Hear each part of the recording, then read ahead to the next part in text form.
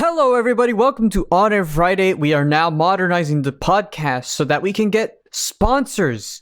That's fucking right. We can swear now within the first minute. That's how good we are. We have all the goddamn sponsors on the world. I'm talking McDonald's. I'm talking Sega. I'm talking Victoria's Secret. Wait, is that right? Hold on. Wait. Is that your opening? Yes, this is our opening. Great. Welcome to On Friday. It's season 2. We're back. We've been off for a while. I don't know what the fuck he was just talking about. Who's our manager? I shouldn't trust him with intros anymore. We're back. It's season 2. We've been off for a minute. Quite a bit. We did 11 episodes in season 1, and then we very abruptly stopped for reasons. And then we did a special episode on the Beatles Get Back special back in, what was that? Was that December or January? I can't remember when that came out. That was back in... we recorded it in December, and I think it came out in January. I don't know. Actually, well, I think it was before that. Well, actually, yeah, probably closer to like that, I think. It was that range for sure. But anyways... I was sick. That's all I remember. We're here. You were sick during that recording? Yeah, remember? Buddy, I do remember, actually. I don't know. It was a good time. But now we're here, and we're doing the most infamously bad, or people considered it bad, Kiss album, my favorite band, Music from the Elder. Remember, guys, remember to buy our special package on Patreon. We are now accepting that. We're now putting that out. It's out there. Listen, you get all the bonus material, including our scrapped episode. Oh, yeah. We did... The Gummy Bear. We did, or attempted, an April Fool's episode where we experimented with the format, and we did it for the album I Am Your Gummy Bear by Gummy Bear, the internet sensation. And, well, why don't you just listen to a bit of how it went? Track 14, and I quote, is called Do You Think I'm Sexy? And it is not a cover of the 1978 Rod Stewart song, Do You Think I'm Sexy? It's almost done. We broke him. He's broken. Andrew's broken. I think I'm broken too. That was... Do you want to know what this song was? For those of you at home who don't listen to the album, which if you did, I'm so sorry. He describes different gummy parts of the body. Not sexual parts, but just gummy parts. Like gummy lips, gummy ear, gummy muscle. And then says the title of the song, which is Do You Think I'm Sexy? And he's an animated gummy bear with 5 o'clock shadow and a big ass made to entertain children. Who is this song for? Clearly you, because you liked one of the songs off the album. No. That's no. But specifically this one. Who is this for? Who is the target audience of Do You Think I'm Sexy by Gummy Bear? I fucking love this song! Okay. Great. Wow, that was really bad. Good job, Matt. You showed them the shit. As you can tell, we're out of practice with this. Let's talk a bit about... Out of practice? We're out of season. Out of season. Let's talk a bit about why we stopped, because, like, we went for, like, a majority of last summer. For me, yeah. For me, it just became, like, classes started back in August, and it very much became like, okay, I don't know if I can manage having to dedicate an entire day to editing once a week when I also have to manage classes and other just social stuff, and just a lot of freaking stuff happened around that time. And at first I was like, okay, maybe we can shorten it to, like, once every 2 weeks, or just, like, take an extended break for a bit and then bring it back once every 2 weeks. But then stuff just, like, kept happening. For me, at some point I became emotionally unstable. And so, just for a lot of things, we just did not continue the podcast for just a bit. But we intended to bring it back once this summer started, and I had a lot more time. And frankly, I wanted to start it back in May, but then I caught the flu for like 2 weeks, which was kind of a pain in the ass. And you had some other complications. Oh yeah, no. I broke my leg. You didn't break your leg. I broke my leg for about 4 months. Unless you never told me this, you didn't break your leg. I broke my leg. Andrew, if you don't tell the people, I'm going to tell the people when we talk about news. You're holding me hostage over my own info. I'm going to tell people if you don't. Oh, yeah. Are you hell-bent on trying to make a joke out of it? I'm not going to make a joke out of it. I just want the people to know because we've talked about it in the podcast. The people don't need to know everything. We have talked about this in the podcast before. But yeah, well, no, but I haven't talked about, recent stuff. I've talked about wanting to move out of my shitty apartment. And did you? No, I didn't. I mean, technically I didn't. I'm still in a shitty apartment. What, another shitty apartment? Baby steps. I'm taking baby steps going towards, like, it's like prestiging. You know, when you play an idler, like Cookie Clicker or whatever, you prestige and you just move up a little bit further. I would like to think that instead of that, I'm moving backwards. I'm prestiging into shit. But Andrew, what was the other reason why we didn't start the podcast back up until now? Literal fucking July. Because we couldn't start the fire. Come on, man. Okay, we won't talk about it. Okay, that's fine. I feel like we should just redo everything. No, fuck off. So we're starting it back now, and it's complicated because, like, I would like this season to at least have as many episodes as the last season did, which was 11, not including the Get Back episode, because that was a special thing. But if we do the full 11 episodes or more, it will definitely dip into, like, once classes start back for me, and this is going to be my last undergrad semester, so yeah, so at some point I'll get really busy, but I do think I could probably, like, first couple weeks maintain it, and hopefully we can have a complete season. But even then, since it is my last undergrad semester, I don't know if I'm doing graduate school yet. A lot of stuff is just happening very fast for me. And if I am, though, it won't even start until next fall semester. So I'm going to have, like, a whole last semester off where I'll probably be working, but probably won't take up as much time. So with any luck, and assuming emotional stability from me, and just other, stuff lining up, I would be fine with starting season 3 in, like, December, frankly. That's right. On a Friday, season 2 is going to be 2 episodes. On a Friday, season 2 is going to be 2 episodes. No, I do want to at least try to reach the 11 episodes of last season. And I also want to, like, last season, it was our first. And we made some choices, and, like, we both know that some episodes were better than others. And oh, don't worry, the quality will stay. It will stay as inconsistent as the first season, probably, because we do not know how to improve them. Probably, but at least on my end, and I assume, like, you'll probably try to do this too. I find that, like, as far as, like, picking albums goes, I want to start picking, like, albums that I know I have, like, a lot to say about. Like we can break down a lot and, like, talk about a lot of stuff through, like, the songs and, like, the themes of the album and stuff. Not necessarily just, like, because a couple times in season 1, like, with Slippery When Wet, I just love that album. I just like every song on it, and that's why I picked it. But it turned out, like, I didn't necessarily have a lot of, like, unique stuff to say about the individual songs.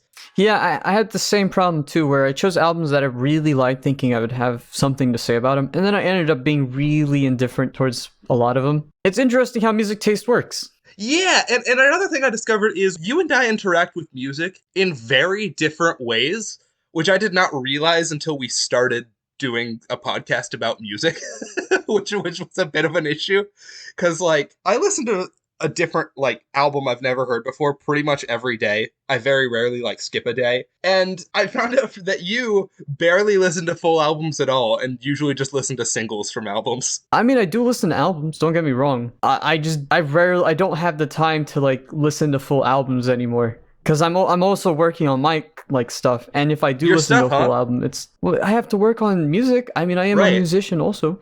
Right. Oh yeah, you're gonna want me to hold up. Okay, hold up. Sorry, we got a sponsored segment from myself. My EP's out.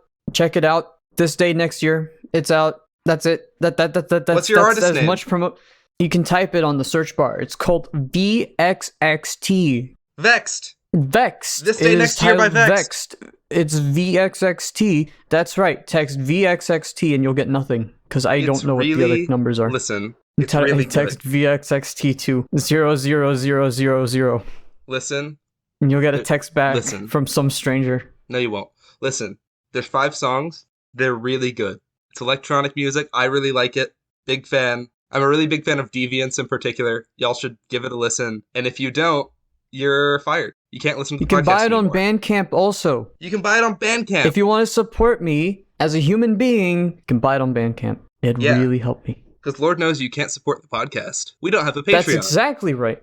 We don't even have Patreon. But don't worry, our Patreon's coming out. And as soon as this episode comes out, we'll have a Patreon and everything will be great. And you can support us there because we're definitely going to have a Patreon. And that's the other reason why we didn't start the podcast until now. We spent so much time trying to work out the Patreon and it just collapsed in itself. It imploded every time. Every time we started talking about it, Matt would want 75% of it and I would ask for maybe like 35. And so, you know, when you do the math, that's 105%. So we can never agree. We could never agree. 110%.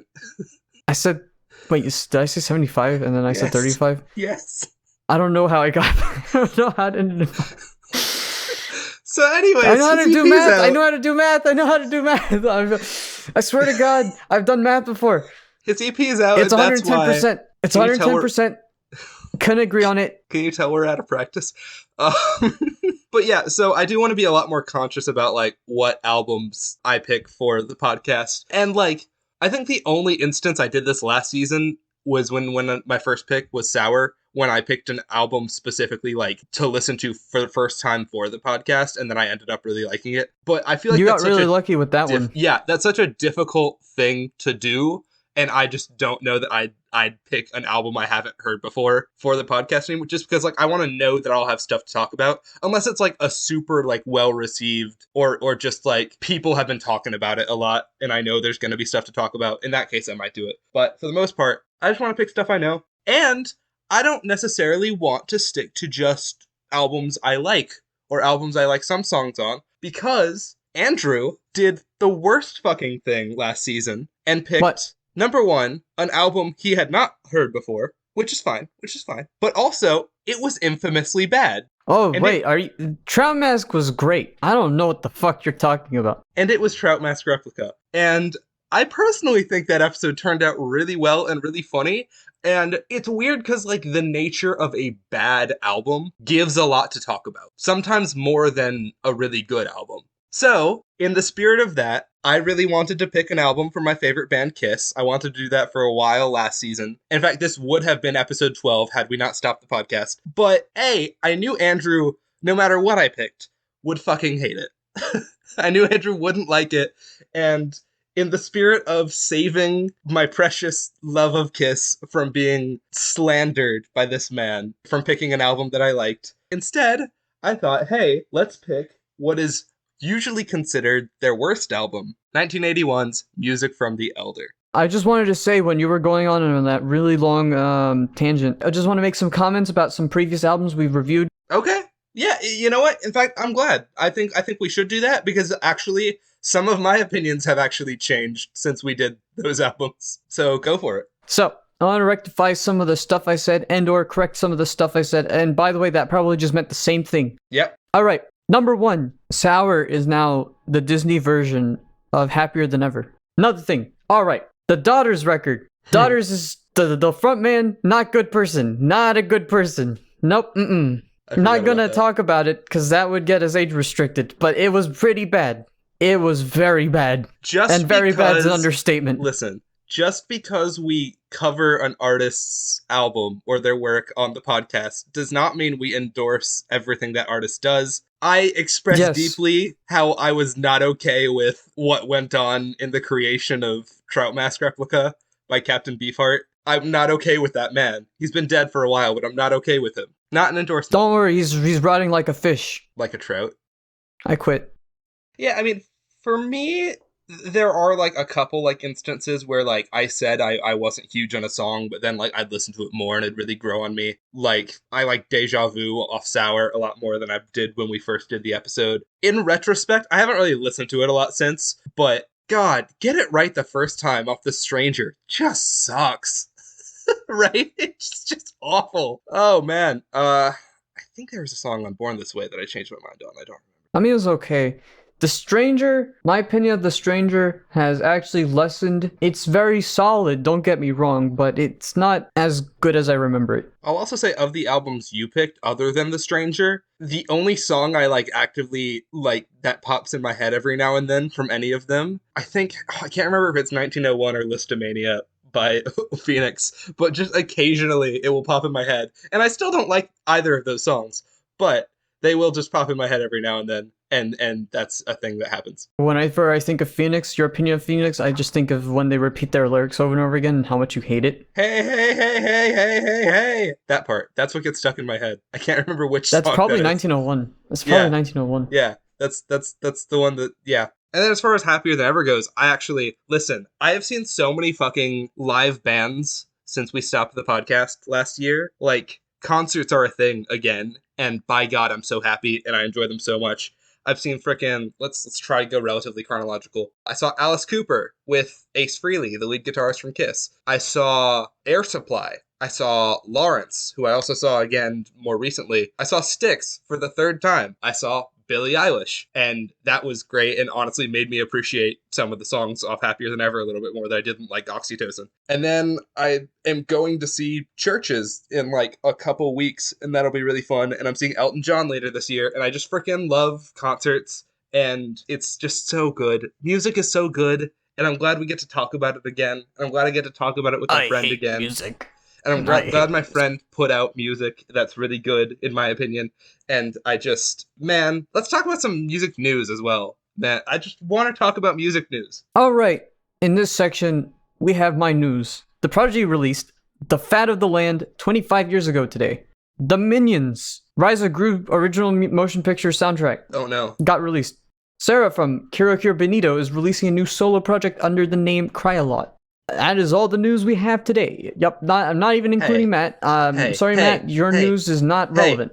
No, yes it is, because we can't start talking about today, the album because it's my album and I have all the background information. So I can say whatever I want before we do that. I just want to say that by the time anybody watches this will be old news. It'll be last year's news, it'll be yesterday's news, it'll be last week's news, last month's news, and then it'll be last year's news, and then sometime, maybe it might be a decade or century old news. Who gives a shit? Because people want to know what was going on back in the day, you know? It's like the point of news channels or news podcasts in the first place. Yeah, sure, it gets outdated quickly, but it's fun it's like a time capsule, you know? It's like a fun Hey, are you a historian? You made a really wrong choice in life watching this project. Are you listening to On a Friday, episode 13, Music from the Elder, as part of the Library of Congress in order to do research on how humanity was 2,000 years ago? Why would this be archived? Because we're about to make the greatest podcast in the history of ever. What is this, Bill and Ted?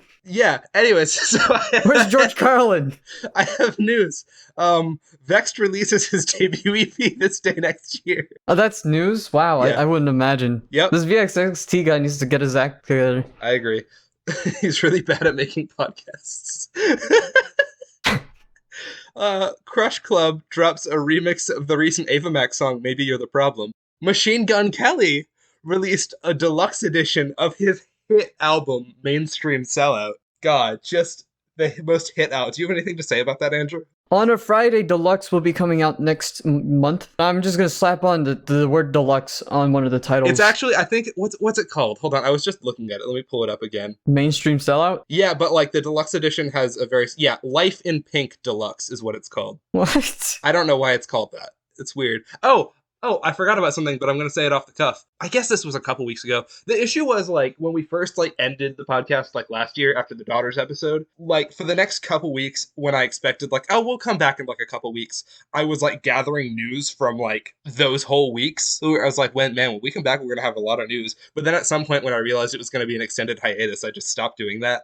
And now I don't know how far back I should go to talk about news. But I guess this is fairly recent. Bo Burnham released the deluxe edition of Inside, including some outtakes from that special. What the fuck? Do you not know about Inside the outtakes? No. They're Kind of funny. I like him. I didn't know that. Yeah, hell yeah, inside the outtakes. The Glastonbury Festival happened in England the other week for the first time since 2019 because we're all comfortable doing music festivals again, I guess. And it was headlined by Billie Eilish, Paul McCartney, and Kendrick Lamar. Paul was joined by Dave Grohl from Foo Fighters and Bruce Springsteen during his set, and several other artists used their performances as opportunities to speak out against recent US Supreme Court decisions.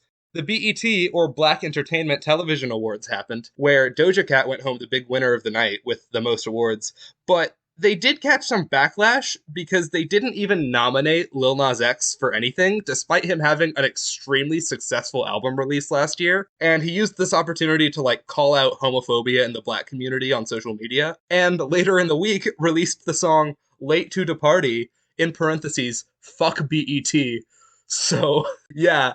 He didn't take it super well. Was the song good? No, I don't like it. But it's also because it's very rap heavy and has also a guest rapper on it, and that's just not my cup of tea. But yeah. But I always like calling out organization songs. I don't necessarily like calling out other people's songs, but when we're calling out organizations, I'm super down for that. Is that it? That's it. That's all the news I have. Does that mean it's time? Man, the news this time around was pretty boring. Hope you got all that. Man, I can go to sleep. It was really exciting because we talked about how VXXT released his debut EP this day next year. I'm beginning to not really like this VXXT person. I don't know. Why would you name yourself after being puzzled? That's weird. PZZLD. What? Don't worry about it. Puzzled. Oh, I just got it. That's terrible. That's really bad. It is really bad. Speaking of really bad, let's talk about Kiss's 1981 album, Music from the Elder. It really made me feel elderly. I wanted to sleep. Well, don't fall asleep yet, because I have, just the most background information. All right, guys, skip to this time code if you want to stop hearing all of that. Listen. I'm a huge fucking Kiss fan. They're my favorite band. I don't know that they're necessarily my favorite artist anymore, but they're definitely, I'd call them my favorite band. I know way too fucking much about this band, and I need to express that. And just explaining how this fucking album got to the state it did is very important to understanding what the fuck went wrong. First of all, and I'm sure you've kind of made this clear already, to be 100% clear, you did not like this album, correct? Yeah, I did not like it. Okay, thank God. I don't have to have an actual good Kiss album slandered. We can just slander this one and just call it a day. Alright, so let's explain what the fuck Music from the Elder is. So first of all, Kiss was on top of the world in the mid to late 70s. With their first 6 studio albums and 2 massively popular live albums, they solidified themselves as one of the best hard rock acts ever, with their signature makeup and theatrics in their performances, and also just really good songs to boot. But that could only last so long. It's not that their act was getting stale, but tensions between band members were beginning to rise. Kiss Alive 2 released in 1977, and on it there were 5 studio tracks. Of those tracks, the original lead guitarist Ace Frehley only played on one, that being the song Rocket Ride, which he sang lead vocals on. The rest of the guitar work was done by Bob Kulick, God rest his soul, brother of future Kiss lead guitarist Bruce Kulick. All 4 members then released solo albums on the same day in 1978, and the band was never really the same after that. For starters, the next 2 Kiss albums, Dynasty and Unmasked, took a more pop and even sometimes disco-oriented direction, and they weren't super well received as a result. Also, although all 4 members were credited, the original drummer Peter Criss only played on one track on Dynasty, that being Dirty Livin', which he sang lead vocals on. The rest of the drumming on those albums was done by Anton Fig, who also played on Ace's previous and later solo albums. Ace and Peter both had serious alcohol and drug problems throughout their careers, and I think most people accept that as the main reason why they started having less active roles in the band. But there certainly were other factors, don't get me wrong.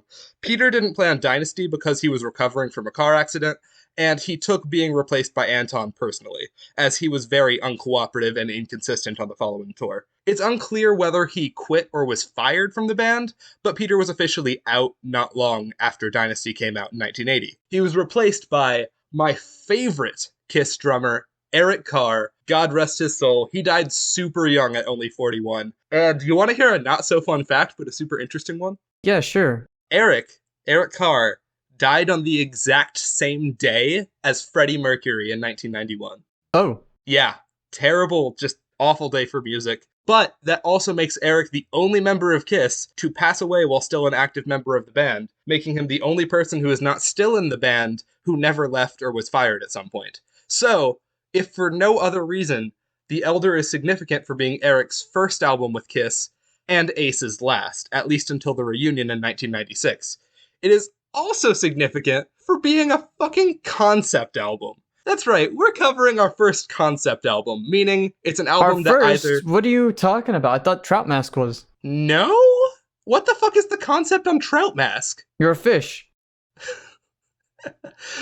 So anyways, we're covering our first concept album, meaning it's an album Daughter's that either... album was concept album. Was it? Yeah, it was about a post-apocalyptic world. Oh yeah, I get that rings a faint bell. Well, we're going in depth on our first concept album, meaning it's an album that either has some...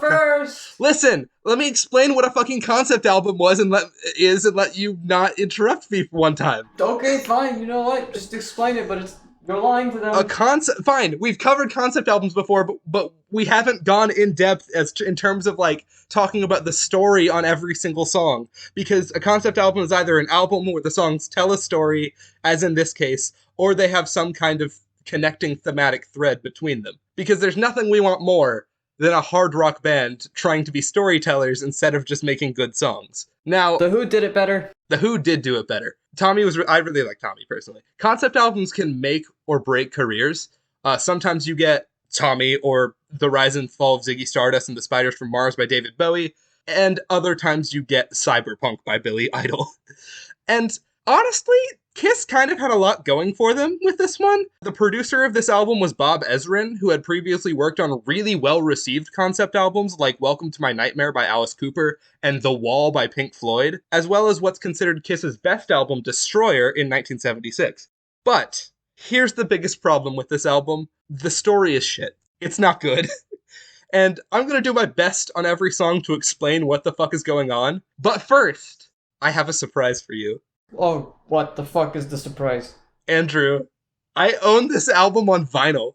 Why are you proud of that? You're about to find out. So, a friend of mine from high school was selling some of his records a couple years back, and he had this one. So I bought it from him for $23. You are a sucker. Hold on. And even though I've never listened to it on vinyl, and I'd much rather own many better Kiss albums, I'm really glad I did that.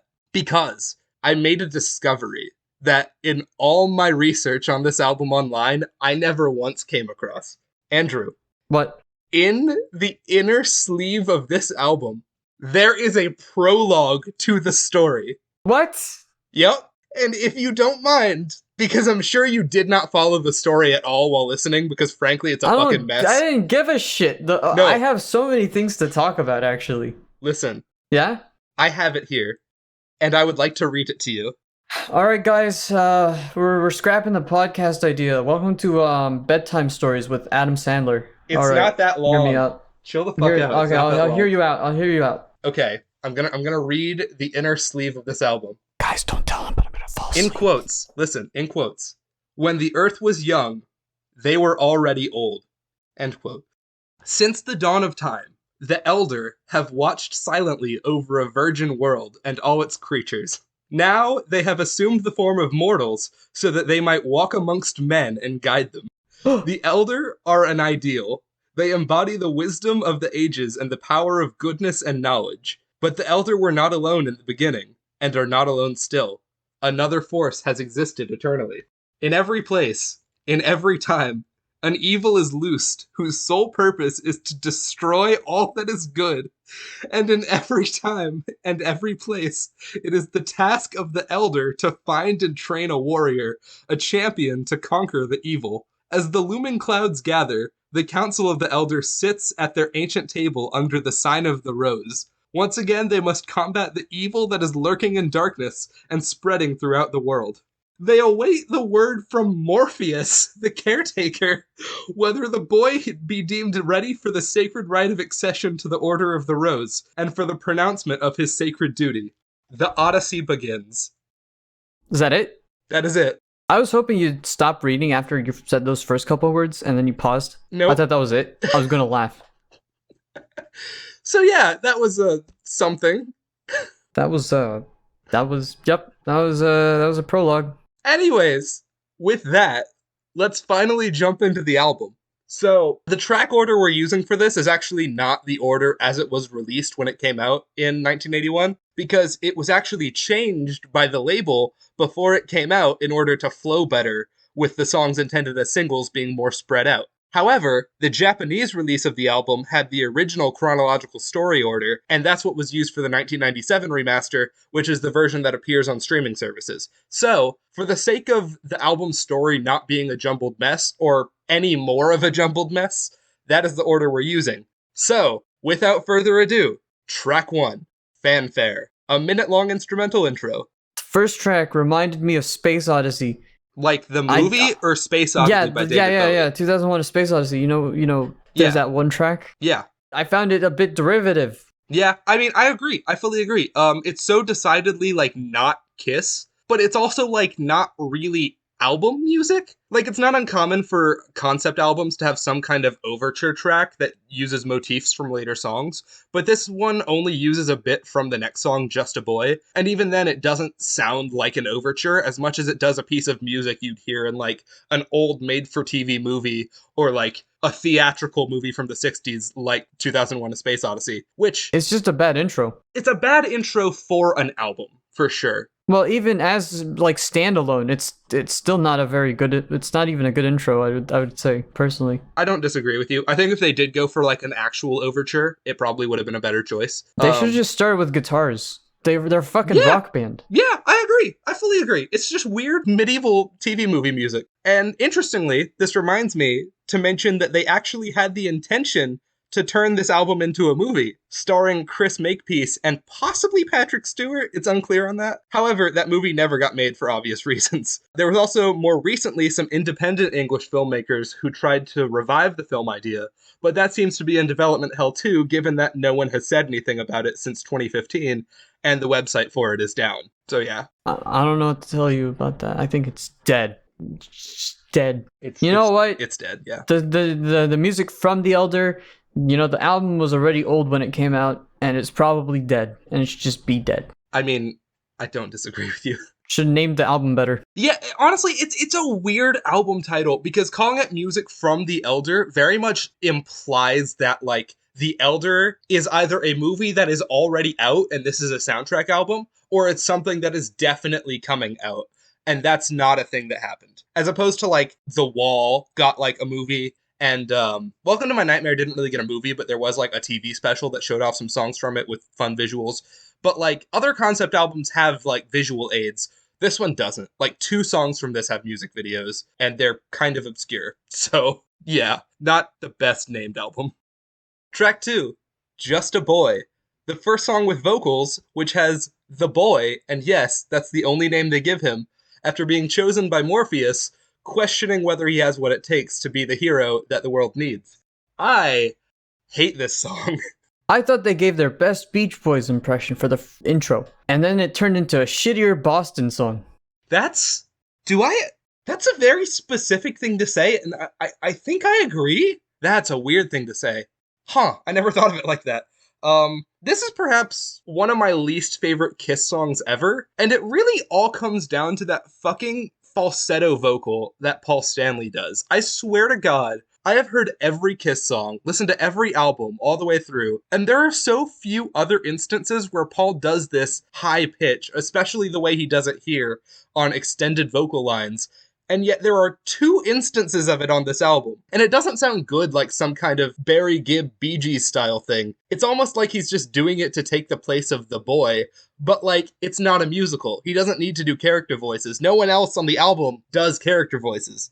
Strange. And don't get me wrong, I like the rest of the song. The opening slow guitar seems like it's leading to something really cool. And I like Paul's vocals on the verses and the heavier pre-chorus. But then the chorus hits and it's just awful. It's not good. I just wanted to say, like, a lot of this stuff is, like, to me, it all felt almost the same-ish for the most part, and because of that, I have nothing noteworthy, and it all just was, like, I mean, the only positive thing I can think of is that it transitions well to the next song. Yes, I fully agree. The transition is really smooth from Just a Boy to track 3, Odyssey. So, you may be wondering why this sounds like a love song, even though all that's going on right now is the boy traveling with Morpheus. Well, that's because, and I somehow didn't know this until preparing for this episode, this song is a cover. Of what? Of a song by Tony Powers. Now, you may be asking yourself, who the hell is Tony Powers? And, yeah, that's about right. He wrote a couple popular songs in the 60s, didn't do much else, but he did release a few songs of his own, including this one, which, as far as I can tell, you can only find on YouTube. So, Paul asked him if they could use this song for The Elder, which is such a bizarre choice given that it's just a love song that has nothing to do with the medieval themes of the album. I don't know why artists put covers on their concept albums when they're trying to tell an original story, but I really think that Paul only wanted to do this song because it was called Odyssey, and that's a very hero's journey kind of word. But I really think he should have just written something new, or covered a different song, or made this album one song shorter to spare us from the agony. But I digress. Tony plays piano on this track and also co-wrote the later song The Oath, and frankly, I like his version of this song a lot better. I just didn't like it. It's a weird choice to put a cover of a song that you didn't write on an album where you're trying to tell an original story. Because how is that going to fit in the story? The thing about a lot of this is that the structure and the songwriting are never strong enough to be compelling enough for me to write more. All of it is just relatively left me in a state of indifference, where I feel like a lot of it just doesn't justify how long it is. Like how long the album is, or how long each this is song like a 40. Well, both. Because I will agree. It's a 40-minute. It's a roughly 40-minute album, which is an average album length, and it's better than fucking double album-ass Trout Mask Replica. Well, Trout Mask, I mean, I understand why that was a double album, and it was way more entertaining. I don't know about that one. It was bad to the point where you're just mentally exhausted by the end of it. So you're just like, you kind of like have Stockholm Syndrome. 10 minutes in, and it was an hour and a half. Yeah, I mean, so what? The album was like an hour and 20 minutes, and it felt like it lasted the entire day. I mean, that was fun. Felt like it lasted. This was just like I'm listening to a story that goes on for way too long, longer than it probably should, with the amount of tracks where the songwriting just decides to take a nosedive at points and just doesn't go anywhere interesting most of the time. That, and like some of the production of it, is pretty shoddy. You're right. I will agree with that for sure. What it attempts to be, it obviously fails, and because of that, it leaves little to be desired, at least from my perspective, and because of that, there's very little I can say about a lot of this stuff. Yeah, I generally agree with most of that. I won't say it applies to like the whole album, as we'll see. The most good I can say about this version of this song is that it does transition really smoothly from Just a Boy, and I really like the instrumental, but Paul's vocals just really don't do it for me here. It's a very crooner way of singing, which he does on other Kiss ballads, and I think it works fine, but here it just feels out of place. Another issue I have is how much reverb he puts on his vocals on this album. It makes everything sound really artificial, especially when you consider that this song doesn't have any real harmonies. It's just Paul with himself. It doesn't work. Blame the mix engineer. I do, which was probably Bob Ezrin. I will say this, like the outro for me on this song, it just lasts too long to justify its existence, even if it's trying to be epic. Oh, absolutely. Which I guess I did listen to the original, and the original's also kind of like that, but like, even though it's just this weird low-quality music video on YouTube, it's the only version of it I can find, it still just sounds better, not just in the vocals, but the instrumentation. It's just clearer. I don't know, something was up with the production and mixing of this album. I don't know. Track 4, Only You. The first Gene Simmons vocal on the album, seemingly putting him in the role of Morpheus training the boy. I did not like the guitar tone. It felt very clean, very calculated, to me at least. What do you mean? I don't know. It felt like there was no edge to it. Like if I felt like all the edges were smoothened, even though it had distortion and everything, but it was like very clinical to me, and it was just boring. That's interesting. I feel like the song was done better. I actually think Free Ride by Edgar Winter is that song. This song is just a harder edged Free Ride, but it's not better. Edged. Yeah. Free Ride's like clean. I mean, there's distortion in this song. I don't like guitar tone because it's all clinical and clean or whatever, but this is just slightly more like, just harder edged. So you're saying you don't like Free Ride, but you think this is a worse Free Ride? Yes. Okay. I don't agree with that because I do like Free Ride, but I will say it's interesting you say that because like that's the thing about Kiss being known for like hard rock stuff, and yes, they did get a bit more like traditional, maybe dare I say even a bit more clean when Bob Ezrin produced for them on Destroyer and like the next two albums after that. But like, especially those like those first three Kiss albums were very like, there was a lot of like edge to them and they were very dirty, especially the first album and then the second album, Hotter Than Hell, which I think Hotter Than Hell is terrible production. In fact, at one point when trying to pick a Kiss album, I almost picked that one because that album, it's like I like almost every song on it, but I like different versions of them because I think that album's just terribly produced. But the thing about, yeah, older Kiss songs do have that like edge, and I feel like they were trying to do that, but especially after like their work on the more like pop heavy Dynasty and Unmasked, they kind of forgot how to do that. And then, oh my, especially if you listen to their 80s work, oh, you would fucking hate their 80s work, especially if you don't like Bon Jovi, because it's glam rock. Their later 80s stuff is glam rock all the way. And I love it, personally. I think it's great. But, like, I don't know. It's just, it is very clean in a way, and it kind of doesn't have that edge hardly at all. But, personally, I really like the instrumental on this one, especially when it uses the motif from Just a Boy at the end. And I'll even go as far as to say I'm a big fan of Gene's parts. But what is up with the rest of the song? The weird, like, distorted vocals after the first couple verses, and then when Paul comes in as the boy and it's like he's singing a completely different song. I don't know, I really want to like this one. Gene's parts alone are on par with his other Kiss work around this time, but everything else is just a pain to get through, and it doesn't transition into the next song nearly as smoothly as Just a Boy did. No, I agree completely. Well, speaking of the next song, track 5, Under the Rose. This is Eric Carr's first songwriting credit with the band, and he also plays acoustic guitar on it in addition to drums. And finally, halfway through the album, Morpheus brings the boy face to face with the Council of the Elder, whose table sits under the sign of the rose, which I genuinely did not realize that's what Under the Rose referred to until I read that album sleeve. And that also explains why the door knocker on the album cover has a rose at the bottom. I always thought it was like a weird, distorted face, but now that I have it close up, it's definitely a rose. And yet, I still think this is some of their most boring album artwork. I agree. I think it's a really questionable artwork. It's literally just, I mean, if you're watching on YouTube, you can see it, but if you're not, it's literally just like one of those like grid like doors with a bunch of things, and it has a door knocker with a rose at the bottom and a hand that's just reaching out to it. Meanwhile, every other Kiss artwork is like all four of them, whether it's in the makeup era or not, like with their makeup on and just like making weird faces, sometimes in suits, and it's fun. Kiss album covers tend to be fun, and this one's not. It's a hand. I thought the track was good. I think really? The album, yeah, I think the album peaked at this song, and then it never recovered. I did not expect you to say that. You want to know why? Why? This is my favorite song on the album. We just agreed on something, Andrew. Yeah. We never agree on anything. Literally, so many times last season, especially on albums you picked, there would be like one song. I'll be like, I liked one song from this album enough to like add it to my liked songs, and you'll be like, this is my least favorite song on the album. And it just like baffles me how much that happens. We agreed on something. I mean, I like it, but I don't know if it'd be like good enough for me to like on Spotify. Yeah, I mean, that's of course. But like, man, yeah, I enjoyed it. So shocking to me. I really do think that this is probably the highlight, like the only highlight of the album for me. Tell me why you like it. Why do I like it?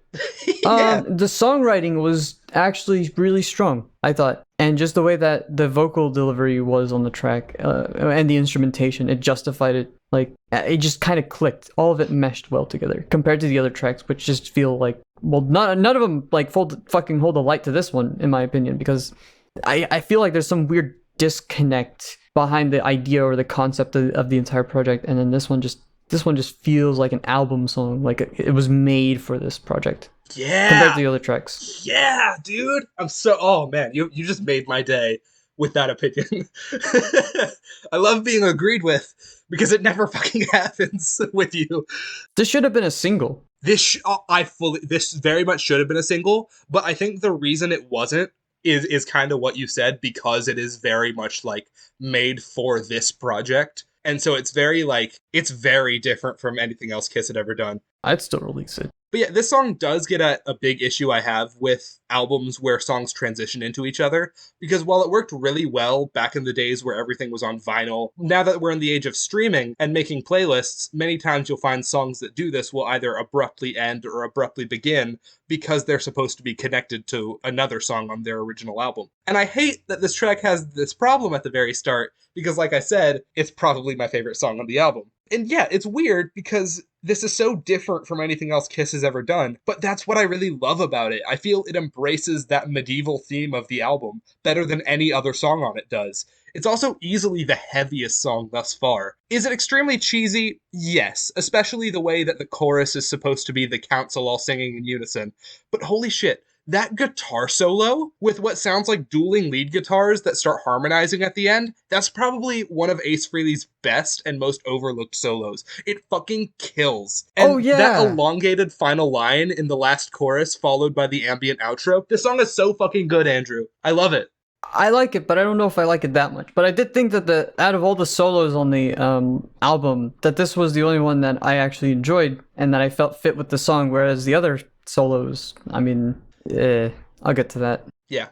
And you may be able to get to it sooner rather than later with track 6, Dark Light, Ace's only lead vocal on the album. I mentioned this earlier, but I actually saw Ace Frehley live with Alice Cooper back in October, and go figure, he did not play this. Perhaps it had something to do with the fact that all of his contributions to this album were not done in the studio with the rest of the band members, but actually mailed in after he completed them himself. This is because he felt like he was consistently outvoted on decisions by Gene and Paul, and didn't like the direction they were taking this album. Perhaps he was on to something.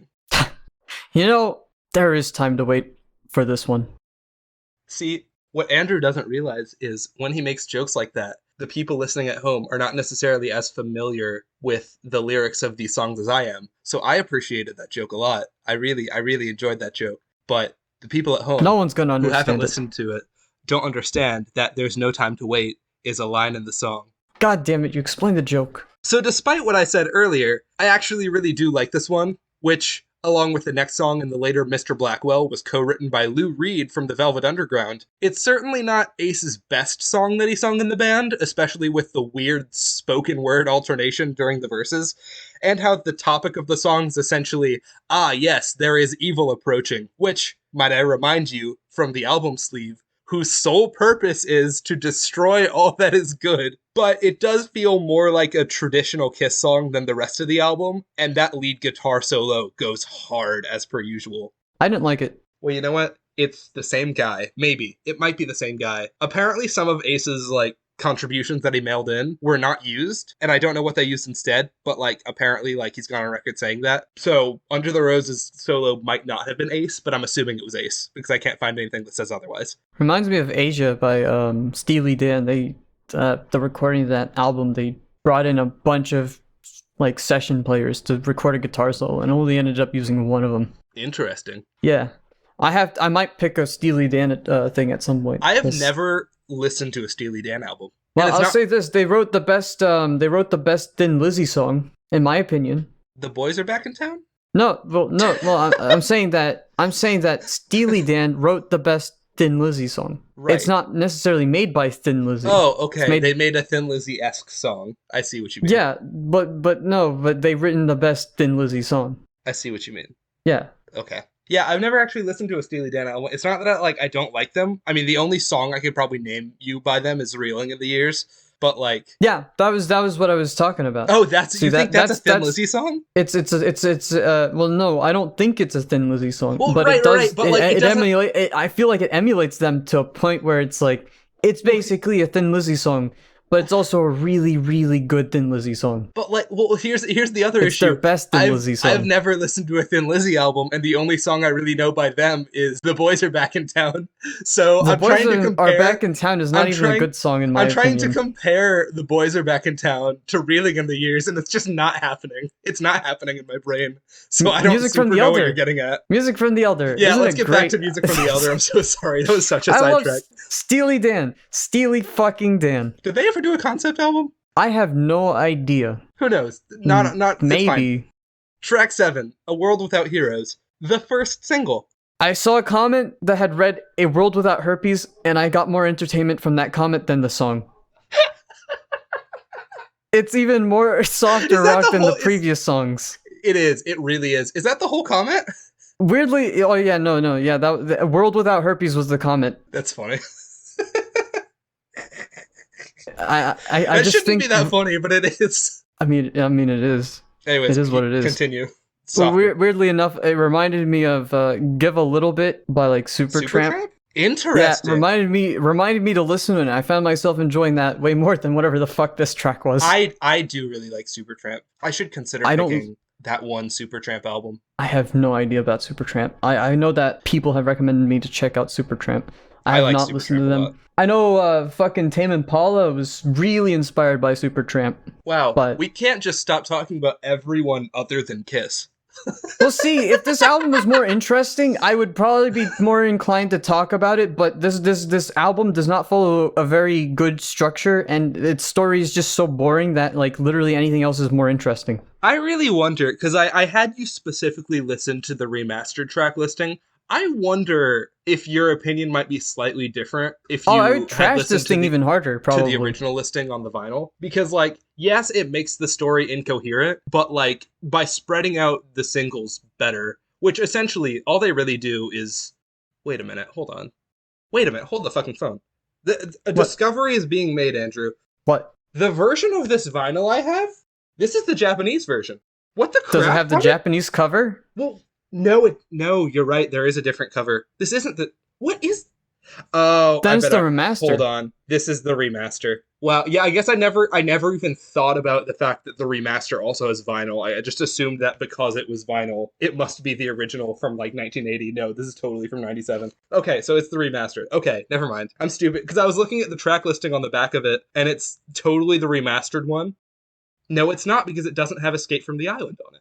I'm so confused. I don't know what I'm looking at. You're gonna need to take a picture of that and send it over because you may have a weird printing of it.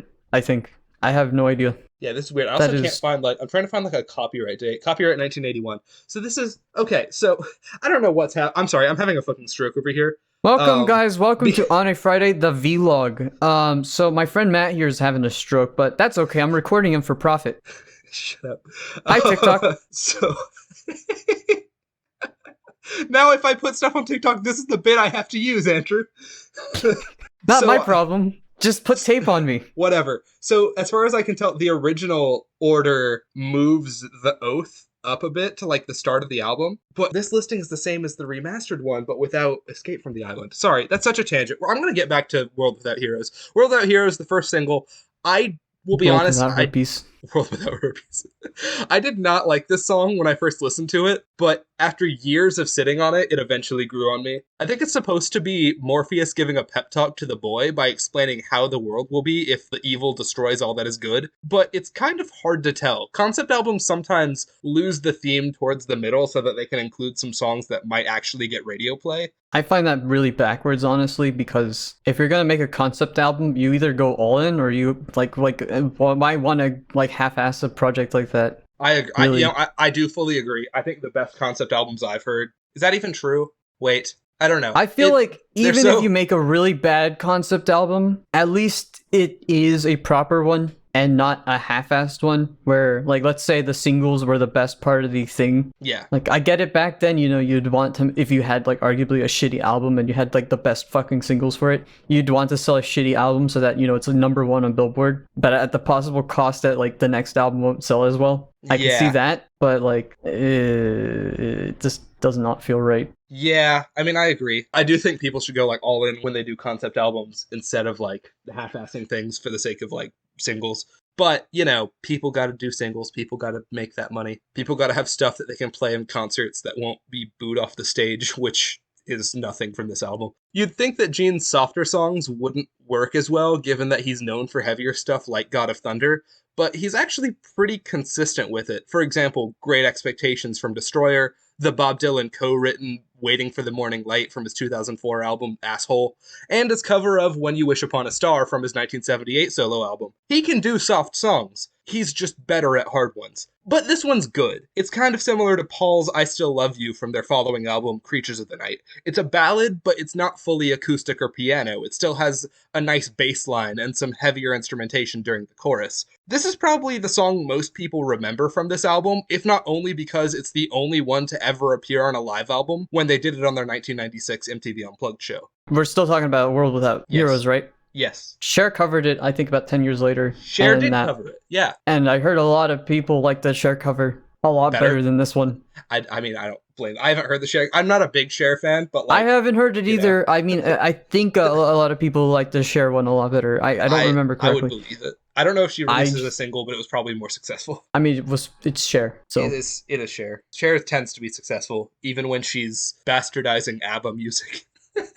Sorry. She does believe in life after love. She does believe in life after love. Thank you, Andrew. I miss this. I miss these jokes. I miss doing the podcast with you. Oh, man. Track 8, The Oath, the third and final single, released only in Japan. Also originally the first track after the order was swapped around for Western releases, but apparently not on the version of it I have. I'm so fucking confused by that. Weird. I like to think of this song as describing a guy who likes eating spicy things but has the weakest stomach on earth. Fiery hot. He has a weak stomach, though. He's just a weak stomach. Oh, man. This track was also very boring. I didn't really care for it. There is that fucking falsetto again. Why is he doing that? He doesn't need to do that. The song would be better if he didn't do that, but he did. So the song is fine. I also didn't like this one when I first heard it, but then at some point I kind of started liking it ironically, because it's probably the most Music from the Elder song on Music from the Elder, if that makes any sense. Yeah. The story here seems to be the boy accepting his destiny and swearing his loyalty to the Council of the Elder. If this actually got made into a movie, you know that this would be used for the montage where he completes his training. It has its problems, but unlike Just a Boy, at least it's high energy, and at least something is finally fucking happening in the story.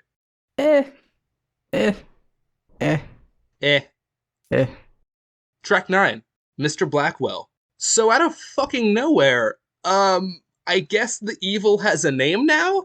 And it's Mr. Blackwell?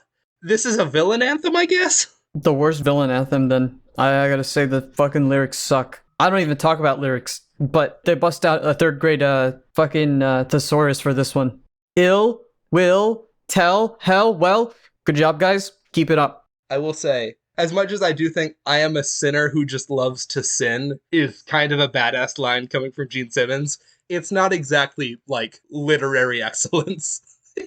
This could have had stronger lyrics, at least a little bit. I get it. Hard rock is I guess, I don't know what it's trying to do, I guess, with its lyrics. I mean, it sounds like something that would have, like, been like a rhyming tool for, like, kids. Oh god, Gene Simmons makes extremely heavy songs to teach kids about rhythm and rhyming. This song would probably be in it. It's terrible. What if there was a teacher named Mr. Blackwell? You know, this would be a song. This would be the song you'd use to teach people rhymes. There has to be someone whose last name is Blackwell who's a really big Kiss fan and just fucking loves this song. I feel like this song was incredibly boring and went nowhere interesting. And there are sections in this song that just kill your time and don't add anything meaningful to the song. I disagree. I'm going to disagree with you. Are you fucking kidding me? Yes. There was a bit, like there's a 45-second bit where it was just ambience, and like then it got back to the fucking chorus. Like that, are you telling me that was meaningful? It was weird. It was weird for sure. I'd say that section could have been cut out. Yeah? The bass on this song is badass as hell. And unlike A World Without Heroes, this is exactly the kind of song we expect from Gene Simmons. I love this one. You really feel the sinister energy that only Gene can deliver. And it also has that elongated final line on the final chorus that sounds so good, even though it's essentially being screamed. And did I mention the bass? I love the bass. And it really brings you back to third grade when you're learning about rhymes. When you're learning about rhymes. I don't know, I just think it was horribly cheesy. It is. I will say, like, listen. As if all the rest of the album wasn't cheesy. This was just even cheesier. Very cheesy, including this. Track 10, Escape from the Island. An instrumental interlude that was actually removed from the original Japanese release, which is what makes me think that's what I have. This is totally the Japanese track order on this vinyl, but the cover, there is an alternate cover for the Japanese version. I don't know enough about it to know for sure. I'll have to, like, do research. I don't know. It was actually removed from the Japanese release, which the remastered track order is based on. Apparently, no one could remember where this one fit in the story, so they stuck it here. They haven't really referred to an island before this point, so I'm not really sure where they're escaping from. or who's escaping. It could be where the Council of the Elder is, since they were on a ship at the start of Just a Boy, or maybe Mr. Blackwell's lair. I'm really not sure. And it doesn't really matter because this is the closest thing to a conclusion we get on this album. There's an air horn in the beginning, and I thought, great. I love air horns in my music. They don't really add anything. Or is it a siren? It's probably closer to a siren. I think it was supposed to be a siren. I don't care, okay? Point is, it has something in the beginning, and it does nothing to the song, and it's just there just to be there. And you know what? This song was just slightly above what companies would buy as like music to use in commercials. It's just slightly above that. It's still pretty bad. It's actually pretty bad. I mean, I think it's a fine instrumental as somebody who's not usually that critical on just instrumental songs. And yeah, there are those sirens at the start and high energy that kind of make you feel the urgency of needing to escape. But again, without there being an actual movie, it's kind of difficult to see how an instrumental fits into the story, which is probably why the Japanese release left it out and instead included it as a B-side to The Oath. I see. Odd. Okay, track 11, the final track, I, the second single. Yeah, this song is terrible. I am bored. You know, like, the beginning of the track, I just started thinking of, like, generic commercials. I was like, you like your beer held, your Ford F-150. And I just started thinking of that, and I thought, wow, this intro would fit a commercial like a glove. I think this whole fucking song would fit a commercial like a glove. I mean, it sounded like a Kiss song, finally. And I see why... I kind of see what... I don't know. Like a normal Kiss song, and that's very much the problem when this is supposed to end a story. Like, way to build up an entire fucking story, introduce the villain in at the very end, and instead of telling us how the conflict resolves, you just have the boy saying he believes in himself over and over. It's so infuriating. I think that I Believe in Me, I believe in something more than you can understand, yes, I believe in me, might be the single worst chorus that Kiss has ever written. And the verses aren't much better. Gene almost turns it into an anti-drug song at the end. And then they just kick us while we're down by alluding to their earlier songs, Do You Love Me and Rock and Roll All Night during the final chorus, and thereby reminding me that I'd much rather be listening to either of those songs. Yes. I hate it. That's funny. Yes, I agree. I hate it. I hate this song, Andrew. Okay, well, it's about believing in yourself, but it doesn't end in like a conclusive, like, it does not resolve anything. Exactly. It's just like, okay, well, does that mean you just make the decision to do nothing at that point? Is that why? Is that why this album cuts off right here? He believes in himself. He believes in himself to do nothing. Yep. And then finally, at the very end, originally its own track called Finale, but on the remastered version tacked on to the end of I, we have a minute-long instrumental like Fanfare in which the council asks Morpheus if the boy is ready, and Morpheus says he is, implying that nothing has actually happened yet, and this whole album was a build-up to a story that will never be finished. I'm infuriated and my day is ruined. Yeah, no, the outro, the weird like minute ending or whatever, I don't understand why it was included because there's nothing in the album to justify its own existence. It should have just ended when the music ended. So it's interesting you say that because apparently there was originally supposed to be other like dialogue pieces spread throughout the album that they had Chris Makepeace do because he was actually casted in the movie that was ever made. And there were supposed to be dialogue bits that were cut throughout, and it probably would have made the story more coherent if they did that, but instead we just have this bit at the end. Yeah, no, they should have sprinkled it in there. I mean, it would have been honestly like even a shittier album, but like, I mean, hey, it would make a little bit more sense than giving zero direction to the listener. Yeah, I agree. I think it might have made it better. It would have made it longer and maybe, I don't know, more boring to listen to, but like it would have been better.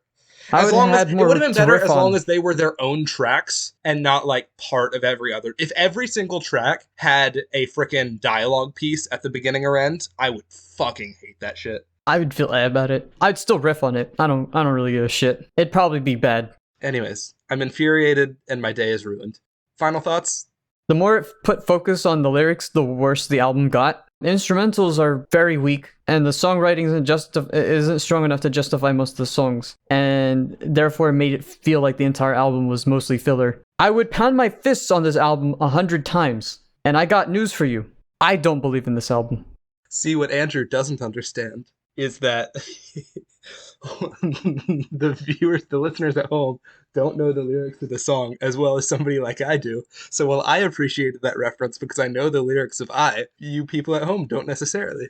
I mean, I tried to write stuff that was a bit generalized so that it would be funny anyway. It was funny. I found it funny, and that's all that matters. You found it funny. I'm hoping that the viewers at home find it funny. If you don't find it funny, please tell it to my face. Thank you. Should I edit my laugh track? My address will be in the description down below. Maybe your web address to listen to This Day Next Year by VXXT. It's VXXT or VXXT. Do not screw that up. Anyways, my final thoughts.